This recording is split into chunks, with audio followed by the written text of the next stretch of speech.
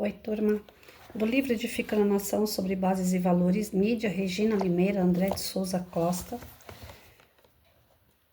No 12º texto, De Direita, Feliz e Livre, a mulher que o feminismo não entende, de Priscila Costa.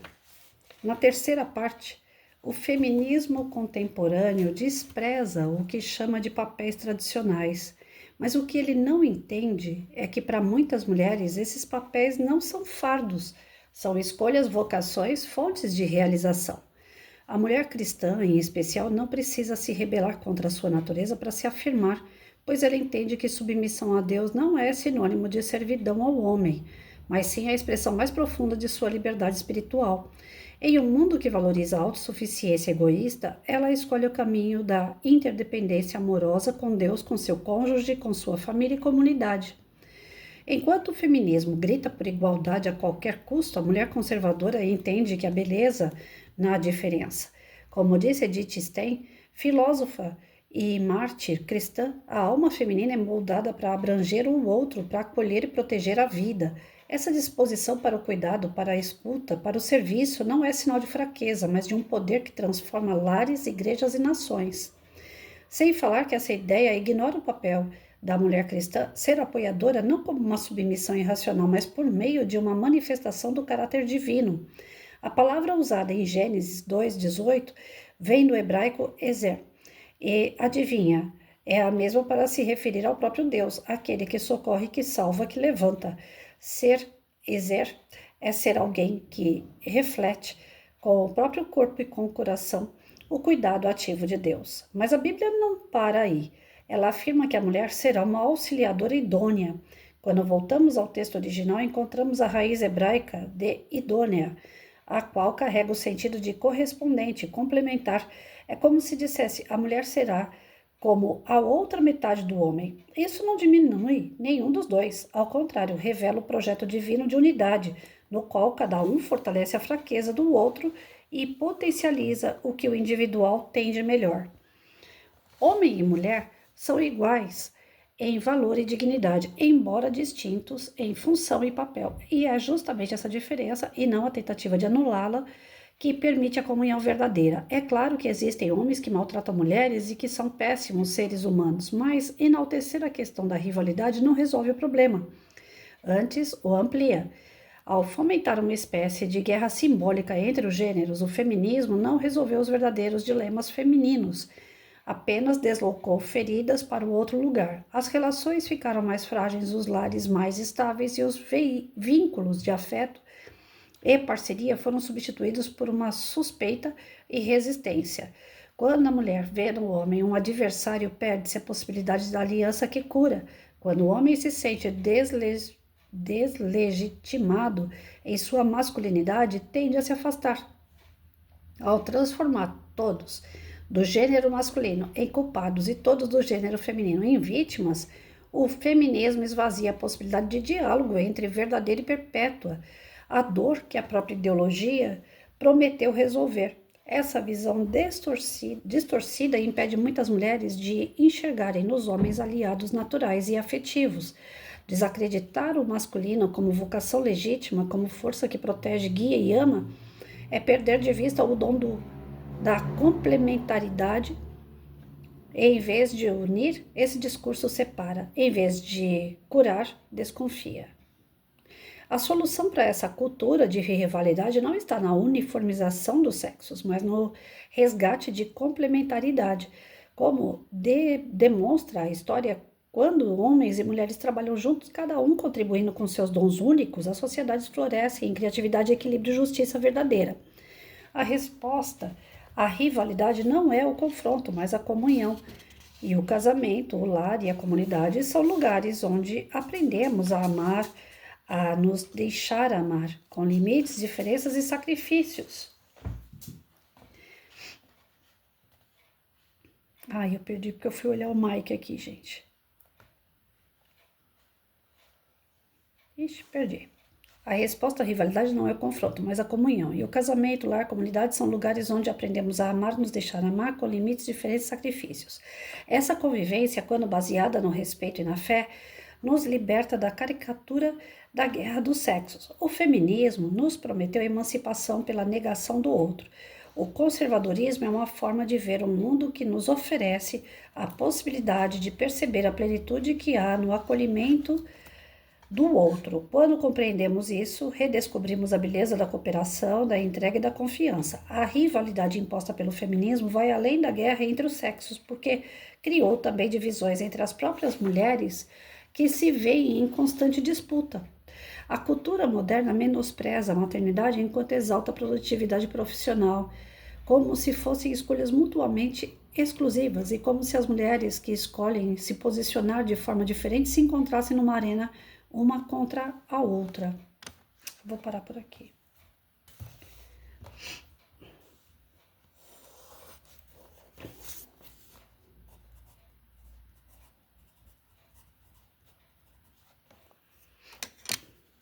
Olha, gente, além do feminismo causar esse desconforto entre homens e mulheres, né, da mulher achar que não precisa do homem, que são novos tempos, que é uma nova era, que agora a mulher moderna trabalha fora, é dona de si, ela pode carregar cimento, ela pode fazer obra, ela pode ter filho quando ela quiser, ela não precisa formar aquela família tradicional de ficar lá fazendo um cafezinho da manhã para o marido, preparando uma mesa do almoço no final de semana para a família, que a mulher moderna é aquela mulher despojada, que ela viaja, que ela tem vida própria, que ela não precisa de ninguém.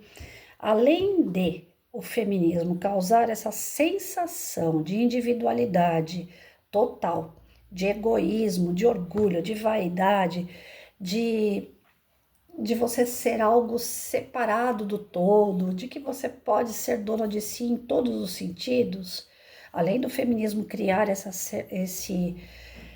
falsa virtude, né, que não é uma virtude, você ser egoísta, ela também causa o desconforto não só de mulher para homens, como de mulher para mulher. Porque vai chegar um dado momento que aquelas que são conservadoras, aquelas que gostam de ter a família em volta de uma mesa, aquelas que gostam de orientar os seus filhos na escola, aquelas que preferem não trabalhar inclusive fora para ficar dentro de casa cuidando da família, da casa, que tem prazer em limpar uma casa, em fazer um bolo, em fazer o seu tricô, seu crochê, em interagir com os seus vizinhos, sabe? Eu sou da época de que, quando chegava a época de festa junina, Dia das Mães, quando tinha festa de Natal, a gente não se reunia somente com a família consanguínea, como a gente também se reunia com os vizinhos. E quem proporcionava isso? A mulher. Ela se juntava com as vizinhas, olha, uma traz um bolo, a outra traz uma torta, uma acende a fogueira, a outra faz a pipoca. Então, quer dizer, a mulher agitava a comunidade para ser mais unida. E eu sou dessa época, né? Apesar de não ter feito isso na minha geração, eu venho dessa geração, de que a mulher é o pilar de uma casa. Então, a minha avó mesmo sofreu muito em dados momentos com meu avô, que bebia, e ela não trabalhava fora. Minha avó era professora no interior de Minas. Quando ela veio para São Paulo, meu avô foi trabalhar no liceu, e aí não precisava da minha avó trabalhar fora. E eles tiveram 3 filhos, e meu avô falava: "Ó, você fica aí, cuida dos filhos, enquanto eu saio para trabalhar." E a minha avó foi aquele alicerce da família enquanto ela estava viva, enquanto meu avô estava vivo. Todo domingo a família estava reunida em volta de uma mesa, a gente almoçava junto. Minha mãe, minha tia, meu tio tinha que estar ali, né, presente, levava a gente, né, os filhos, os netos, para a mesa também. E a gente estava sempre unido graças ao quê? A minha avó, ao meu avô, que era um alicerce. Um trabalhava fora, outro trabalhava dentro, mas eles uniam a família em prol desse conservadorismo familiar. Era fechado aquilo ali. Ninguém entrava na nossa família. Não tinha ideias que viessem de fora que fosse maior do que o amor e o respeito que existia entre a família. Aí a gente foi crescendo, o avô e a avó partiu e pronto. Acabou todo aquele alicerce, porque aí um vai trabalhar fora, o outro vai trabalhar fora, um constrói família longe, o outro foi para mais longe ainda. e cada um dentro do seu contexto foi deixando abrir brechas, a sociedade de cabeça para baixo foi influenciando hoje. A gente não tem nenhum contato, bem dizer. Se tiver um telefone de alguém para falar um bom dia, já é muito.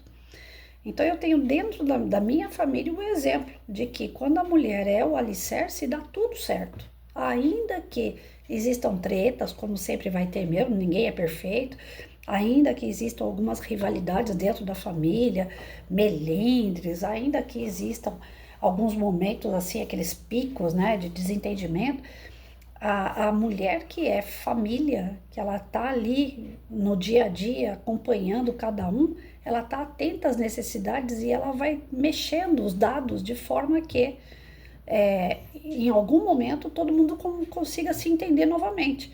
Agora, quando você está completamente desfocado, só pensando em você, e dane-se o resto, e cada um por si, e eu vou fazer o que eu quero, poxa, o que vocês querem com isso? Além de haver essa tirar o foco do homem como um ser que você pode se apoiar, que você pode estar do lado, construindo uma família, construindo o seu próprio eu, né? Que nós precisamos uns dos outros para se construir. Além de você desfocar isso, você dá margem para outros tipos de seres surgirem, como está acontecendo agora, né? Pessoas que estão saindo, vamos dizer assim, do armário de uma forma extremamente negativa, impondo os seus direitos, impondo as suas condições, influenciando outras, trazendo um desconforto geral, porque hoje mesmo quando eu abri a internet, já comentei isso no outro canal e volto a comentar porque eu estou horrorizada com isso. 80 homens se juntam vestidos de mulher, entram no banheiro público de mulher e falam, olha, daqui por diante vocês que se danem, porque nós vamos entrar e acabou. Vocês que carreguem os seus problemas aí, ou seja, aquele momento ali mostra totalmente a fragilidade da mulher que se acha o máximo, né? A mulher que não precisa de homem. Aí veio um senhor, eu não sei bem o nome dele, creio que seja um promotor, veio na internet e falou, homens, se levantem, façam alguma coisa pelas mulheres. É sua mãe, é sua filha, é sua esposa que está dentro do banheiro, que está sendo ameaçada, está sendo humilhada por seres que se vestem de mulher e que dizem ser mulher e que querem entrar a todo custo no banheiro feminino. Só que os homens, por conta dessa rivalidade que está existindo entre mulheres com homens, os homens falam assim, ué, elas não são autossuficientes, elas que se virem. E nós precisamos da proteção masculina, nós precisamos da presença masculina. Ela impõe respeito, querendo ou não. Existem homens de mau caráter, homens que são terríveis, piores do que mulheres e tudo mais? Sim. A questão não é gênero, a questão é caráter.